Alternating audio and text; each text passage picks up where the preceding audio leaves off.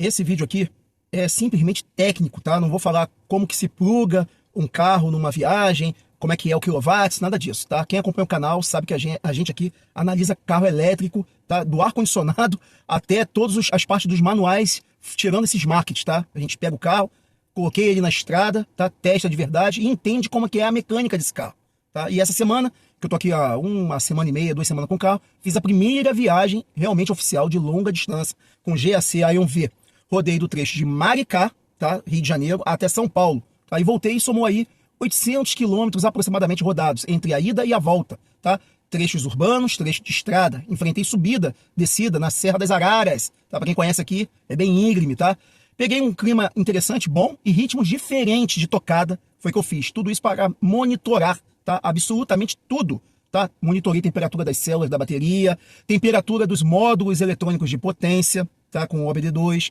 Tem muito vídeo aqui que eu explico isso, tá? Comportamento do fluido, tá? De líquido de arrefecimento, tá? Pelo sistema do Chile. Curvas de consumo em diferentes velocidades, 70 até 120 quilômetros. E eu te garanto, os dados que eu coletei nessa viagem vão mudar a forma como você planeja viagens acima de 500 quilômetros, tá? Em um carro elétrico que tem essa plataforma desse carro aqui, porque o Dolphin era diferente, tá? O carro realmente conectou rápido, sem tipo de problema em eletroposto, que tem alguns carros que demoram a conexão. Qual é o ponto doce, tá? O sweet spot de velocidade que esse carro tem, tá? É para que você não fique mais tempo em carregadores. Isso é dado importante, interessante.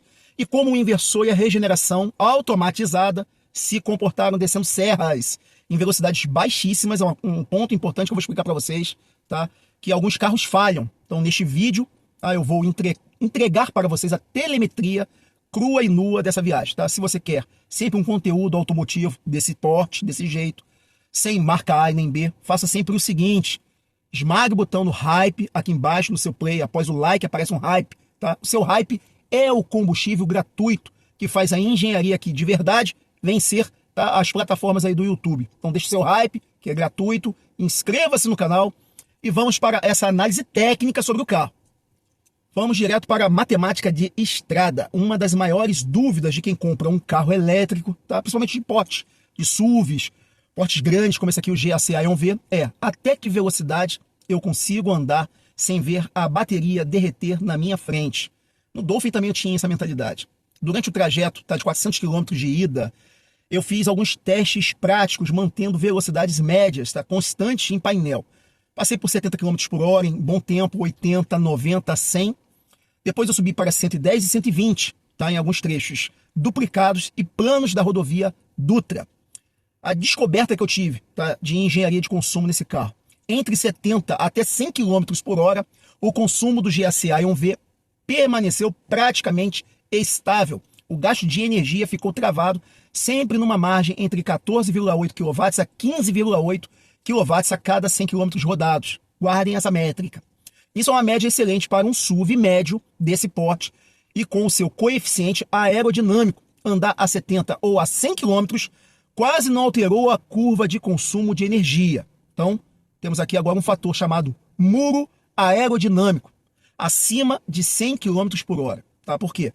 Quando eu pisei um pouco mais fundo para acompanhar, tá, a permissão que o tráfego da Dutra me permite até 120 por hora, entre 110 e 120 km por hora, a conta mudou drasticamente. O consumo deu um salto direto para 16,5 kW a 17,5 kW a cada 100 km por hora. Esse foi o teto máximo absoluto de consumo que eu consegui registrar durante esses 800 km de teste. O que isso significa na prática para vocês que estão querendo entender? Significa que se você mantiver a sua tocada travada em 100 km por hora, você atinge um equilíbrio perfeito entre velocidade média de viagem e autonomia máxima. Como a bateria desse carro tem 75,3 kW, o Ion V, rodando nesse ritmo, é perfeitamente possível planejar viagens um pouco mais longas, tá? Pontos acima de 450 km para você abastecer, tá? Com extremamente tranquilidade, necessitando apenas de uma parada rápida de conveniência no meio do percurso, de repente entre os 30% e 80%. Se a pista que teve altos e baixos, tá? Estou medindo com agulhas, a Serra das Agulhas, a Serra das Araras, tá? Então eu testei a engenharia desse chassi, tá? E agora um outro ponto importante: inversor de tração e gestão de energia. Ao subir a serra, é natural ver pico de consumo instantâneo subir. Por isso que eu falei, a média foi muito boa no final, tá? Afinal, vencer gravidade subindo uma serra muito íngreme exige que o inversor envie centenas de amperes e um motor pesado de 204 cavalos. Tá? Mas o grande destaque desse carro aqui foi o retorno de energia de descida. Ele também recupera muito bem. Tá? O inversor ele é eficiente. Tem uma regeneração também inteligente, que eu vou destacar entre outros carros como o BYD Dolphin, tá? Descendo a serra. O inversor mostrou eficiência absurda em regeneração. O carro segura o peso, ele é pesado. E o inversor segurou a carroceria inteira, regenerando, tá? É uma bateria de LFP, devolvendo uma porcentagem expressiva de energia gasta na subida. Eu diria que a cada 3/3, 2/3 foram poupados, tá? Voltando energia para o carro e poupando também pastilha de freio. A vantagem, então, de você utilizar o piloto automático adaptativo do carro, tá? É uma grande sacada isso. Não vejo ninguém comentando sobre isso, e eu costumo fazer com todos os carros, desde o Jaque e JS1 fazia isso, tá? Mas muitos carros elétricos que tem por aí de outras marcas, o piloto automático adaptativo ou o controle de cruzeiro do carro só aceita ser programado se você estiver numa velocidade mínima, entre 30 ou 40 km por hora, entenderam? Já o GSA 1V permite setar o controle de cruzeiro, isso é uma coisa interessante desse carro, na velocidade que você quiser, inclusive em baixíssimas velocidades, como, por exemplo, 10 km por hora. Seto ele aqui e ele já segura o carro. 10, 15, 30 km por hora. Na descida da Serra das Araras, onde o limite de radares, quem passa por ali sabe, é lotado nesse trecho em declive, com um valor de 40 km por hora, tem pardais toda hora, a cada 10 metros tem um pardal. Eu setei o sistema em 35 km por hora, descendo o carro, e o carro segurou esse peso todo de forma 100% automatizada, sem falar que ele também faz curva, descendo o carro sozinho. Então ele desceu travado e regenerando a descida inteira, sem me preocupar com nada, sem eu precisar ficar pisando em freio ou acelerando. Ele desceu com conforto, tá? E a engenharia do software aqui trabalhando com o inversor junto. Nota 1000 para esse carro aqui, coisa que no Dolphin não teve, tá? Nessa viagem de 800 km também serviu para eu monitorar a integridade térmica desse conjunto propulsor, tá? Muitos elétricos sofrem com um fenômeno chamado Rapid Gate. O que seria isso? Quando a bateria esquenta demais em estrada, reduzindo velocidade de carregamento em eletropostos. Por exemplo, não, aqui um exemplo. Nissan Leaf, que não tem sistema de refrigeração. Esses carros aí param carregamento em eletroposto. Tá? Como que se comportou a célula desse carro aqui, os módulos? Tá? Eu monitorei, vou botar alguns prints aqui durante a viagem. Tá? A temperatura das células internas de LFP, fluido de arrefecimento, daquele sistema chiller, que eu cansei de falar aqui em alguns vídeos antigos aqui, abertos e alguns vídeos mais técnicos fechados. Durante os trechos intensos a 100 km por hora, subida na serra, gerenciamento térmico ativo manteve a temperatura dos módulos extremamente estável, sem registrar pico de superaquecimento, que pode ser perigoso. Tá? O líquido refrigerante trabalhou trocando calor continuamente. Eu fiquei percebendo isso, olhando durante a viagem. Via o chiller do carro, ou seja, me deixou tranquilo. Já vi que a gestão térmica desse carro, a alta tensão dele, tá? E a bateria chega com a temperatura operacional ideal até para eu carregar ele novamente em outro eletroposto, tá? Em falar em eletropostos, na própria Dutra, tá? Outra surpresa altamente positiva foi a comunicação entre o carro, a arquitetura, né, de software. Em alguns carros dá problema, já que a JS1 dava muito problema, né? Então esse carro aqui carregou tranquilamente na rodovia, tá? Reconhece, conecta perfeitamente com qualquer marca de eletroposto de corrente contínua DC, tá? Ao longo desse trajeto, tá? Ali eu tive um indo e 2 na volta, mais ou menos assim, tá? Comunicação entre o eletroposto e o inversor do carro, sem falha de autenticação, sem erros de protocolo, travamento de trava de segurança em bocal do carro, em ponto de recarga, nada falhou, tá? Plugou, iniciou a carga em alta velocidade, inclusive vou botar um trecho aqui de um vídeo aqui, vou cortar aqui a imagem, vou botar, pegou os 120 kW do eletroposto. Olha só, depois de 12% ali, acho que ele fica se comunicando, leva um tempo, prepara a bateria, deve aquecer. Ele deu a potência máxima dele, ó, 119.2, ó, dos 120. Eu acho que é a potência maior que eu tive até hoje com o carro, porque eu nunca peguei o eletroposto de... Eu peguei um de 150, mas ele só deu 70, 80. Não sei se é porque o carro estava cheio, pior que não estava não, estava com 50%, mas hoje ele deu potência legal. Esse eletroposto realmente está dando a potência, coisas que o outro não dão, né? Legal. Agora aqui o tempo, para carregar ele totalmente, que eu não vou fazer, marca 57 minutos.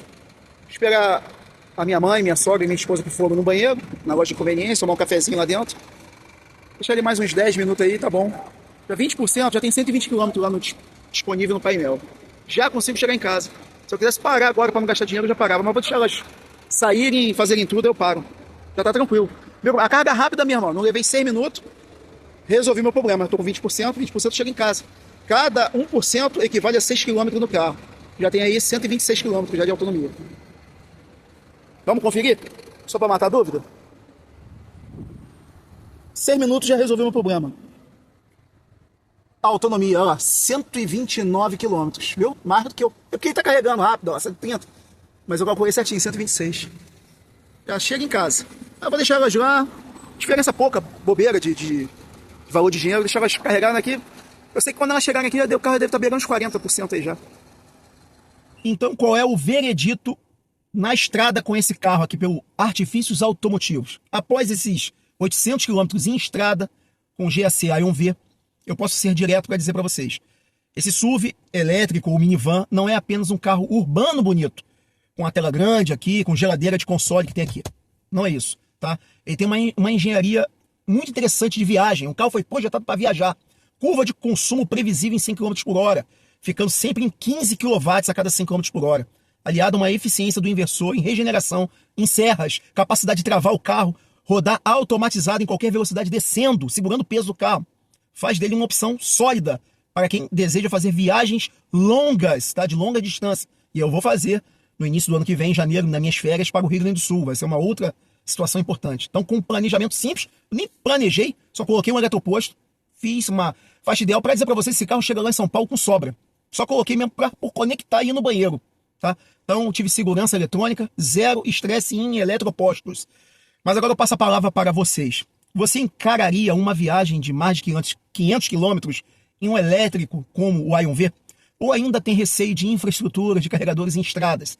Já fiz viagens com carros menores, já que JTC eu viajei, tá? Então deixa aqui a sua opinião sincera nos comentários. Eu não tenho medo de viajar com carro elétrico, tá?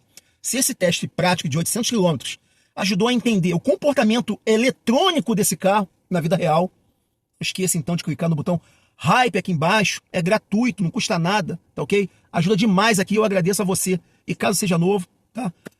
Se inscreva no canal se você gosta desse conteúdo automotivo técnico, tá? Eu não gosto de ficar falando se o carro tem touchscreen, nada disso. Eu gosto de falar coisas técnicas, tá ok? E aqui, antes de eu terminar, deixo aqui mais 2 vídeos técnicos para vocês continuarem sempre aumentando o conteúdo técnico na cabeça de vocês. Um grande abraço e até o próximo vídeo.